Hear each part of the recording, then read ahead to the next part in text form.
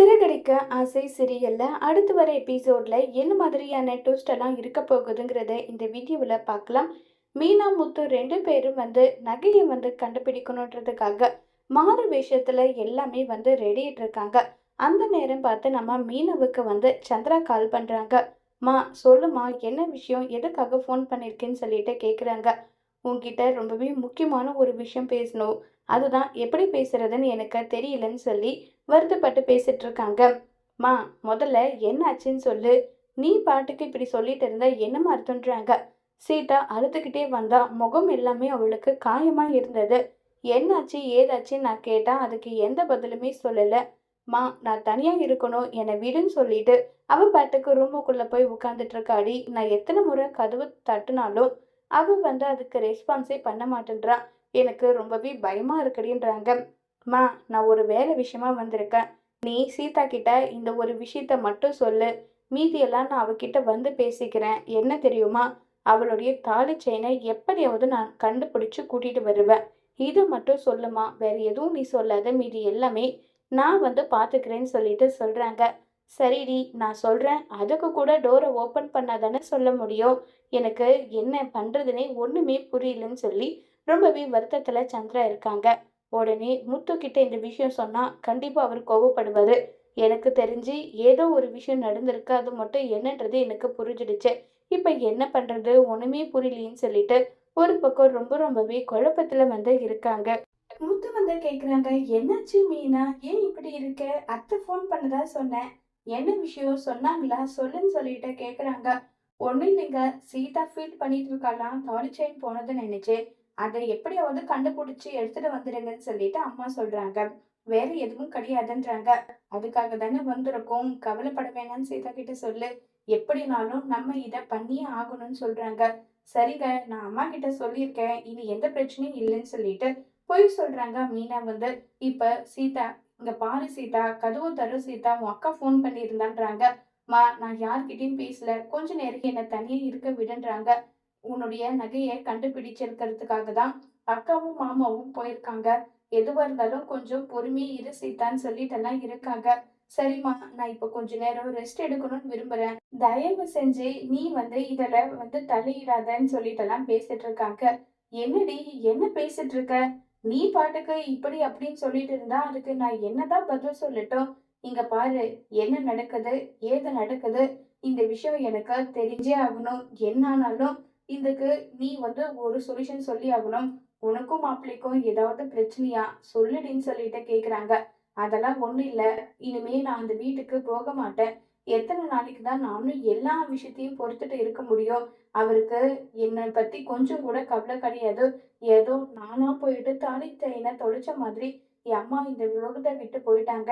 இப்ப என் அம்மா உனக்கு ஆசாசியா அவங்க தாலியில எடுத்து கொடுத்த தாலி செயினி நீ தொலைச்சிட்டு வந்திருக்க. உன்னெல்லாம் என்ன பண்றது, உன்னெல்லாம் நான் சும்மாவே விட மாட்டேன்னு சொல்லிட்டு அவங்க இஷ்டத்துக்கு பேசுறாங்க. நான் என்ன தெரிஞ்சா தொலைச்சேன்? இங்க பாருமா, இங்க பாரு, எப்படி அடிச்சிருக்காருன்னு பாரு. இதுக்கெல்லாம் தாங்கிட்டு நான் எத்தனை நாளைக்குமா இருக்கணும் சொல்லுமா? நான் ஏன் தான் அவரை கல்யாணம் பண்ணிக்கிட்டணும்னு நினைச்சு இப்ப வரைக்கும் வருத்தப்படுறேன்னு சொல்லி பயங்கரமா ஃபீல் பண்ணி கதறி அழுறாங்க. என்னடி சீதா, ஏது ஏதோ சொல்ற? எனக்கு ரொம்ப பயமா இருக்கு. மாப்பிள்ளை எதுக்காக உன்னை அடிச்சாரு? ஏண்டி, என்ன நடக்குதுங்கன்னு சொல்றாங்க. உடனே பாத்தீங்கன்னா நம்ம சீதா அழுதுகிட்டே நடந்த விஷயத்தை எல்லாமே சொல்றாங்க. இதை எல்லா விஷயத்தையுமே நான் அக்கா கிட்ட சொல்லிட்டேன். மாமாவுக்கு இந்த விஷயம் தெரிஞ்சா தேவையில்லாத பிரச்சனை.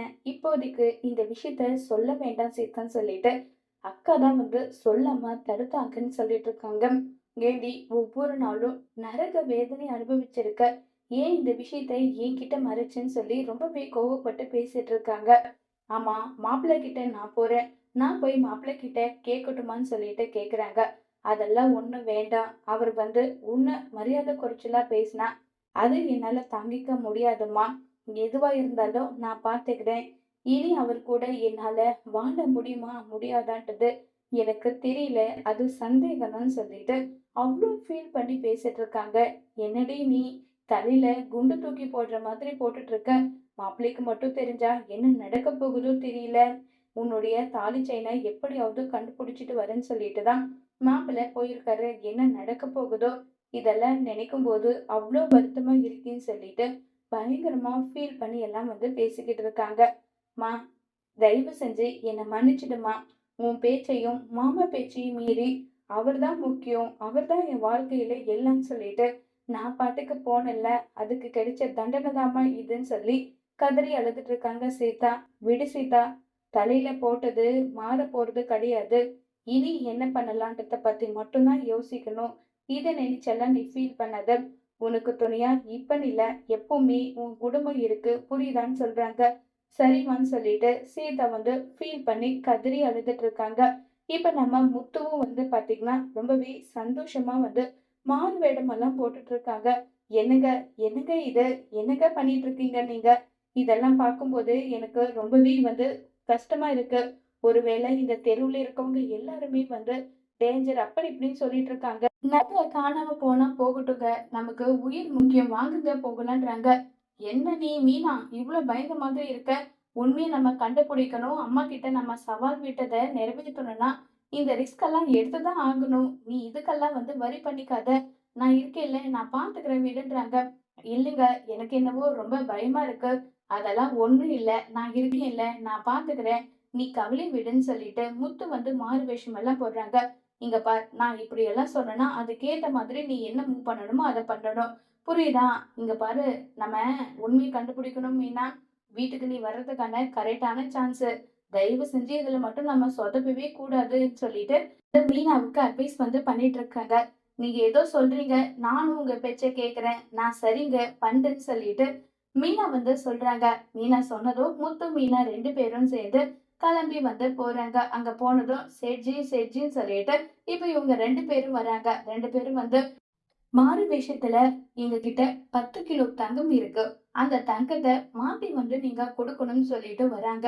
இங்க பாருங்க, இது ரொம்பவே டேஞ்சரான ஏரியா. ஒருவேளை எங்களை போலீஸ்ல இது மாட்டி விட்டுறதுக்காக நீங்க இப்படி வந்திருக்கீங்களான்னு சொல்றாங்க. என்னது போலீஸா? அப்படியெல்லாம் ஒண்ணும் கிடையாது, எங்களுக்கு தெரிஞ்ச இடத்துல நாங்க இப்படி விசாரிச்சு பார்த்தோம்னு சொல்லிட்டு ஷேட்டுங்க மாதிரி பேசிட்டு இருக்காங்க. மீனாவுக்கு முத்து பேசுறத நினைச்சு சிரிப்பா வருது. இருந்தாலும் முத்து அவ்வளவு அழகா வந்து அவங்கள ஏமாத்துறதுக்கு என்னெல்லாம் முயற்சி பண்ண முடியுமோ அது எல்லாமே பண்றாங்க. உடனே ரொம்பவே சந்தோஷமா மீனாவும் சிரிச்சுட்டே இருக்காங்க. இங்கே பாருங்கோ, எங்க கிட்ட 10 கிலோ தங்கம் இருக்கு, இதை வச்சுட்டு எங்களுக்கு பணத்தை தாங்கும்னு சொல்லிட்டு மிரட்டிட்டெல்லாம் இருக்காங்க. கரெக்டா அந்த இடத்துல வந்து நம்ம மீனா வந்து புடிச்ச அந்த போலீஸ் சாமியார் வராங்க. இங்க பாருங்க, இந்த நகை நான் திருடிட்டு வந்த நகை, இதுக்கு எவ்வளவு பணம் கொடுக்க முடியுமோ கொடுங்கன்னு சொல்லிட்டு அந்த போலீஸ் சாமியார் வரத பார்த்ததும் முத்துவுக்கு அடி பாவி, என் அம்மா உன் பேச்ச கேட்டுதானே என் மீனாவை வீட்டை விட்டு துரத்துனாங்க, மீனா சொன்னது எல்லாமே உண்மைதான்னு சொல்லிட்டு முத்து வந்து புரிஞ்சுக்கிறாங்க. இப்ப முத்து வந்து பாத்தீங்கன்னா இப்பவே இவ்வளவு புடிச்சிடலாமான்னு சொல்லிட்டு மீனா கிட்ட கேட்க, மீனா வந்து இல்லைங்க, வேண்டாம், பிரச்சனை இல்ல முடியும், நமக்கு ஆதாரம் வேணும், இவளை கையும் காலமா பிடிக்கணும், அதுக்கு என்ன வழியோ அதை பாருங்கன்னு சொல்லிட்டு மீனா சொன்னதும் சரி சரின்னு சொல்லிட்டு எல்லாம் பேசிட்டு இருக்காங்க. நாங்க தங்கம் சின்னதா கிடைச்சா கூட அதுக்கு வந்து நல்ல அமௌண்ட் கொடுத்து வாங்கிக்கோங்கன்னு சொல்லிட்டு அவங்களும் வந்து அவங்க பாஷையில பேசுற மாதிரி நடிக்க, இப்ப வந்து பாத்தீங்கன்னா நேரா சாமியார் பொம்பளை வந்து இந்த நகைக்கு எவ்வளவு கொடுப்பீங்கன்னு சொல்லுங்கன்னு சொல்லிட்டு அந்த நகையை வந்து நேரா முத்து கையில கொடுக்குறாங்க. இதுக்கா நாங்க வந்து இவ்வளவு அமௌண்ட் தரலன்னு சொல்லிட்டு அதிக அமௌண்ட்ட சொல்றாங்க. இத கேட்டதுமே உடனே வந்து சாமியார் பொம்பளைக்கு ரொம்பவே சந்தோஷமாயிடுது. உடனே வாங்க, இதுக்கு அமௌண்ட் எனக்கு கொடுங்கன்னு சொல்லிட்டு, ஏன்னா இந்த நகை என் கையில இருக்கிற வரைக்கும் என்னால நிம்மதியா இருக்க முடியாது, இந்த நகையை நீங்க வச்சுக்கிட்டு இதுக்கான பணம் எவ்வளவோ அதை கொடுங்கன்னு சொல்லிட்டு பணத்தை வந்து வாங்கிக்கிறாங்க. இந்த மாதிரி வாங்கினதோ சரி வாங்குங்க, பணம் எங்க கிட்ட இல்ல, இந்த பணம் வந்து எங்க கிட்ட இல்லாத இருக்கிறது தான் பெட்ரு, ஏன்னா இப்பதான் ஏகப்பட்ட ரேட் எல்லாம் வராங்கல்ல, எனக்கு தெரிஞ்ச இடத்துல வச்சிருக்கேன், இந்த பணத்தை கொடுங்கன்னு சொல்லிட்டு பணத்தை வந்து வாங்குறதுக்காக இப்ப பொம்பளை மட்டும் தனியா வராங்க. தனியா வந்ததுமே உடனே நம்ம மீனா வேஷத்தை கலைச்சிடுறாங்க. வேஷத்தை கலைச்சு அவ்வளவு கோவப்படுறாங்க. ஏண்டி நீ எல்லாம் என்னடி மனுஷி, ஒரு பொண்ணு கழுத்துல இருக்க தாலிய வந்து நீ இப்படி அறுக்குறியே, என்னடி நீ போலீஸ் சாமியார் மாதிரி வேஷம் போட்டுட்டு போலியா இப்படி எல்லாம் நடிக்கிறியா? இங்க பார், உன்னை யார் அனுப்புனாங்க என்ன ஏது எனக்கு எதுவும் தெரியாது, இந்த நிமிஷமே நீ வந்து என் அத்தை கிட்ட உண்மை என்ன ஏதுன்னு சொல்லல, இப்பவே போலீஸ்ல ஹேண்ட் ஓவர் பண்ணிடுவேன், இது என் தங்கச்சி தாலி செயின் தானேன்றாங்க. யாருதுனால எனக்கு தெரியாது. ஆமா, என்னடி இது வேலை, எப்பவுமே இதே வேலையா தான் தெரிஞ்சிட்டு இருக்கியா? என்னடி நினைச்சிட்டு இப்படி எல்லாம் பண்ணிட்டு இருக்கேன்னு சொல்லிட்டு ரொம்பவே கோவப்பட்டு வந்து பேசிட்டு இருக்காங்க. இத கேட்டதும் என்ன பதில் சொல்றதுன்னே தெரியாம அடியா செம்ம அடி கொடுக்குறாங்க மீனா. முத்து வந்து பொம்பளை ஆச்சின்னு சொல்லிட்டு நான் பொறுமையா இருக்கேன். அது எல்லாத்துக்கும் சேர்த்து என் மீனா குடுக்குறா பாரு. நல்லா வாங்கு, இன்னும் நல்லா வாங்குடின்னு சொல்லிட்டு மாறி மாறி செம்ம அடி கொடுத்துட்டு இருக்காங்க. ஐயோ வலிக்குது விட்டுருங்க. நான் வயிற்று பொழப்புக்காக ஏதோ இப்படி ஒரு வேலை செய்றேன். அதுக்காக நீங்க என்னை இப்படி அடிக்காதீங்கன்னு சொல்லிட்டு இருக்காங்க. வயிற்று பொழப்புக்காக இப்படி எல்லாம் பண்ணுவியா? கையும் காலும் நல்லா தானடி இருக்கு. பிச்சை எடுத்து சாப்பிடுறடி. அதை விட்டுட்டு எதுக்காகடி மத்தவங்களோட தாலி எல்லாம் பறிக்கிறேன்னு சொல்லி ரொம்பவே கோவப்பட்டு வந்து பேசிட்டு இருக்காங்க. இங்க பார், இப்ப நீயாவே வந்து உண்மையை ஒத்துக்கிற, இல்லைன்னா என்ன பண்ணுவேன்னு தெரியுமான்னு சொல்லிட்டு முத்து மீனா 2 பேருமே மிரட்டுறாங்க. இப்ப முத்து மீனா 2 பேரும் மிரட்டினதும் சரி சரி உண்மையை நான் சொல்லிடுறேன். என்னை அனுப்புனது இந்த அம்மா தான் சொல்லிட்டு போட்டோவா காட்டுறாங்க. போட்டோவை பார்த்ததும் பயங்கரமா ஷாக் ஆகுது. யாருன்னு பார்த்தா சிந்தாமணி. சிந்தாமணியா உன்னை அனுப்புனதுன்னு சொல்லி கேக்குறாங்க. அவங்க பேரெல்லாம் தெரியல. இந்த மாதிரி இந்த வீட்டுல இருக்க பொண்ணுக்கு சொல்லு, அதுக்கப்புறம் என்ன பணம் வேணும்னாலும் உனக்கு நான் தரேன், அவங்க தான் சொன்னாங்கன்னு சொல்றாங்க. இந்த விஷயத்த இப்பவே இப்படியே வந்து சொல்ற, இல்லைன்னா உனக்கு என்ன பண்ணுவனே தெரியாதுன்னு சொல்லிட்டு மிரட்டி முத்து மீனாவும் கூட்டிட்டு போறாங்க. இப்ப அந்த லேடி வராங்க. லேடிய பார்த்ததுமே வந்து விஜயாவுக்கு வாங்க சாமி வாங்க உட்காருங்க உட்காருங்க. நான் கூட உங்களை நினைச்சிட்டே இருந்தேன். நீங்க சொன்ன மாதிரியே என் மருமகளை நான் வீட்டை விட்டு துரத்திட்டேன். இப்பதான் நிம்மதியா சந்தோஷமா இருக்கிறேன்றாங்க. அது எப்படி இருக்க முடியாது? ஏன்னா அவங்களே ஒரு போலீஸ் சாமியார். அவங்க சொன்னதை வந்து இதுதான் சத்தம் சொல்லி மீனாவை துரத்திட்டீங்கன்றாங்க. ஏய், அவங்க எப்படிப்பட்ட சக்தி வாய்ந்த சாமியாரு? அவங்க கிட்ட வந்து இப்படி பேசிட்டு இருக்கேன்றாங்க. அந்த சக்தி வாய்ந்த சாமியாரு எங்க புடிச்சுங்கன்ட்டு நான் சொல்றேன் பாருன்னு சொல்லிட்டு இப்ப முத்து வந்து வீடியோ ஆதாரத்தை எல்லாம் காட்டுறாங்க. இதை பார்த்தா விஜயாவுக்கு பயங்கரமா ஷாக்கிங் ஆகுது. என்னடா இதுன்னு சொல்லிட்டு ரொம்பவே ஷாக் ஆகுது. விஜயா, நான் தான் சொன்னேன்ல, முத்து வந்து ஆதாரத்தோட நிரூபிச்சுட்டான். இப்ப என்ன பண்ண போறேன்னு சொல்லிட்டு இருக்கும்போது கரெக்டா அந்த இடத்துக்கு மனோஜ் வராங்க. சாமின்னு சொல்லிட்டு காலெல்லாம் விழ போறாங்க. டேய், இவ சாமி கிடையாது சாமின்றாங்க. என்னமா சொல்ற? ஆமாண்டா, நானே ஏமாந்து நின்றுட்டு இருக்கேன். இவளெல்லாம் என்ன பண்றதுனே தெரியலன்னு சொல்லிட்டு விஜய் ஒரு பக்கம் கோபப்பட, மா இவதாம்மா, நான் கிட்ட ஒண்ணு சொன்னேனே, எனக்கு 2 கல்யாணம் நடக்கும். அந்த 2 கல்யாணமும் ரோகிணி கூட நடக்கும்னு சொன்னதும் இவதான்றாங்க. இல்ல, உங்க ஒய்ஃப் தான் காசு கொடுத்து இப்படி சொல்லுங்கன்னு சொன்னாங்க. அத நான் செஞ்சேன்னு சொல்லிட்டு, அப்படின்னா கூட்டு களவாணி தானே நீங்க எல்லாரும். இப்பவே போலீஸ்க்கு ஃபோன் பண்றேன்னு சொல்லிட்டு கோவப்படுறாங்க.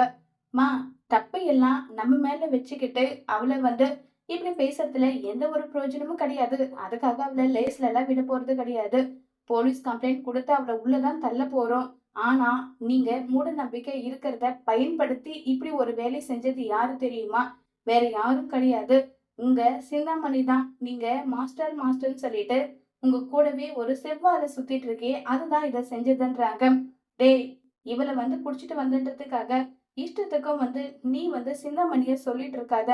ஆமா, எனக்கு அதே வேலைதான், அவ பார்த்துட்ட வேலைதான் பாருங்க இங்கன்னு சொல்லிட்டு ஃபோன் பண்ணது, ஃபோன் மூலியமா காசு அனுப்புனதுன்னு சொல்லிட்டு எல்லா எவிடன்ஸையும் முத்து வந்து காட்டுறாங்க. முத்து எவிடன்ஸ் காட்டினதும் பயங்கரமா வந்து ஷாக் ஆகுது நம்ம விஜயாவுக்கு. சிந்தாமணி, நீ இப்படி ஒரு விஷயம் பண்ணிட்டு, உன்னை நான் சும்மாவே விட மாட்டேன். உன்னை என்ன பண்றேன்னு பாரு, என்னவே முட்டாளாக்கிட்டு சொல்லிட்டு எல்லாம் கோவப்பட்டுட்டு இருக்காங்க. விஜயா, முத்து சொன்னபடியே ஆதாரத்தை எல்லாமே எடுத்துட்டு வந்துட்டான். மீனா மேல எந்த தப்பும் இல்ல. நீ சொன்னதை செய்யின்றாங்க. நான் என்ன சொன்னேன்? நீ தானே மீனாவை வீட்டுக்கே போய் கூட்டிட்டு வந்து ஆரத்தி எடுத்து உள்ள கூப்பிடுறதா சொன்னியே, அதை செய்யின்றாங்க. ஏங்க, கோபத்துல ஏதோ சொல்லியிருப்பேன். ஒருவேளை அது உண்மை கூட இருக்கும்ல. நீங்க அவ வீட்டை விட்டு போனதுக்கு அப்புறம் வருத்தப்படலாம். ஆனா உங்களுக்கு எந்த ஒரு இன்சிடென்ட்டும் நடக்கல. எனக்கு நடந்த ஆக்சிடென்ட் கூட ஒருவேளை சிந்தாமணி பண்ணிருப்போலன்னு எனக்கு தோணுது. ஆமாப்பா, என் மனசுல இருந்த விஷயத்த அப்படியே கேட்டுட்டீங்க. எனக்கும் அப்படிதான் தோணுது. அந்த சிந்தாமணிய சும்மாவே விட மாட்டேன். முதல்ல உன்னை ஜெயில தள்ளுறேன் வான்னு சொல்லிட்டு போலீஸ் சாமியார ஜெயிலுக்கு கூட்டிட்டு போயிடுறாங்க. இப்ப விஜயாவுக்கு பயங்கர கோபமா இருக்கு. சிந்தாமணி, இப்படி ஒரு நம்பிக்கை துரோகத்தை பண்ணிட்டல, உன்னை நான் சும்மாவே விட மாட்டேன்னு சொல்லிட்டு ரொம்பவே கோபத்துல இருக்காங்க விஜயா. இப்ப சிந்தாமணி கிட்ட நேரா வந்து சண்டை போறதுக்காக விஜயா போறாங்க. மாஸ்டர், மீனா இல்லாம ரொம்பவே குஷியா கோலாகலமா சந்தோஷமா இருக்கீங்க பாருங்கன்றாங்க. நீங்க என் வயசுல இருக்கீங்க, அதனால அடிக்காம இருக்கேன். இல்லைன்னா உங்களை என்ன பண்ணுவேன்னு எனக்கே தெரியாதுன்னு சொல்லிட்டு கோவப்பட்டு பேசினது. மாஸ்டர், நான் என்ன பண்ணிடுறாங்க? நீங்க தானே அந்த போலீஸ் சாமியாரை அனுப்பி வச்சீங்க. அது மட்டும் இல்லாம என் புருஷனுக்கு ஆக்சிடென்ட் பண்ணது நீங்களான்னு சொல்லிட்டு கேக்குறாங்க. இத கேட்ட சிந்தாமணிக்கு எப்படி இவளுக்கு உண்மை தெரிஞ்சது? ஒருவேளை அவ மாட்டிக்கிட்டாலும் சொல்லிட்டு சிந்தாமணி முழிக்கிறாங்க. இப்ப சிந்தாமணி உண்மையை ஒத்துப்பாங்களா? விஜய சிந்தாமணிக்கு என்ன தண்டனை கொடுக்க போறாங்க? இதனால சிந்தாமணி ஜெயிலுக்கு போவாங்களா இல்லையாங்கிறத வரப்போற எபிசோட்ல வெயிட் பண்ணி பார்க்கலாம். தேங்க்யூ.